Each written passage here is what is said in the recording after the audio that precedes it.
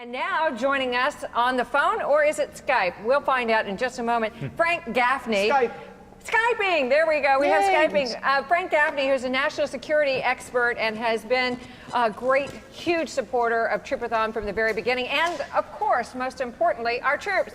Hello to Washington, D.C., Frank.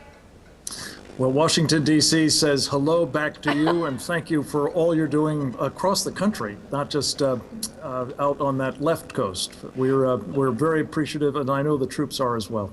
You know, I have to ask you, Frank, because you are a professional watcher. You watch all the trends that are going on in foreign policy and what's happening on the ground in these hot spots like Afghanistan. Describe for us what is happening over there right now. Well, this couldn't be a more important time for all of us to attend to the morale of the troops, because I have to tell you, I think it's under siege. Think about those folks in Afghanistan. The president has pretty much signaled that we're throwing in the towel.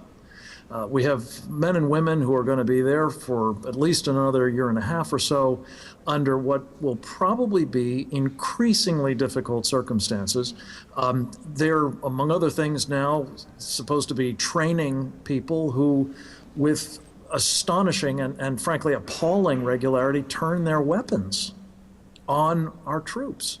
They're supposed to be on our side. They're supposed to be the people we're helping to prepare to turn the country over to. And unfortunately, on a number of occasions, our personnel have been killed by these guys. And it's you know, obviously very stressful.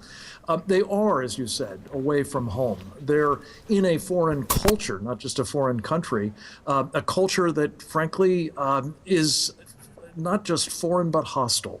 This Sharia doctrine that we've talked about many times in the past, Melanie and Larry, this is something that I think makes clear that the people in the country that they're trying to help have a better chance of a future in the 21st century are instead being inexorably drawn back to the 7th century under this Islamist supremacist, brutally repressive doctrine of Sharia, and the Taliban, who were inflicting it upon that country for many years until we helped overthrow them.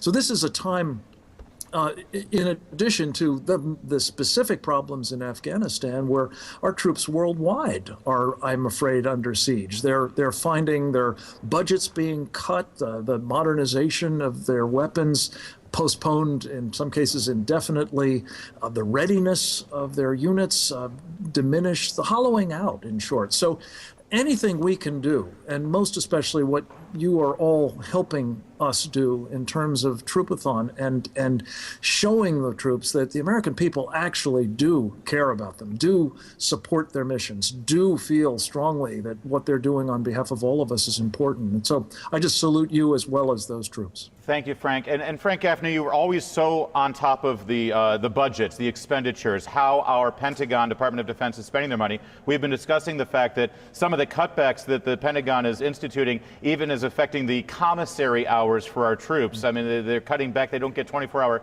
commissary access. I know that you know so many American voters who disagree with policies like that and what they're seeing out of Washington. They feel powerless right now. Talk about how a simple act like sending a care package like this is actually also, in a way, a political message, because it's going over the heads of our politicians in Washington. Yeah, I honestly must tell you, I don't think that the politicians back here in Washington, D.C. are reflecting the attitudes of the public. They've gotten themselves into this box. They call it sequestration.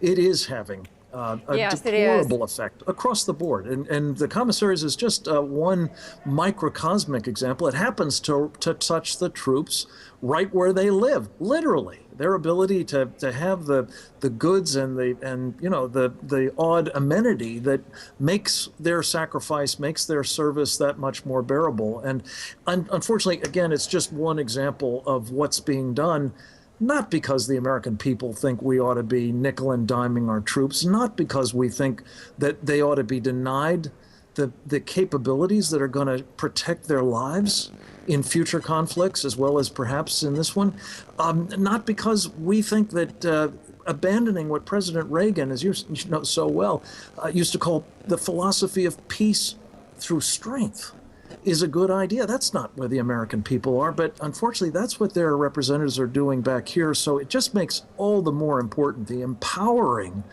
of the public to Thank you, help the Frank. troops in a way that you're doing. Thank you. Perfect. I appreciate it. Thanks for joining us today. We've got to wrap it up there. Frank Gaffney, thank you so much. We appreciate it so pleasure. much, Frank.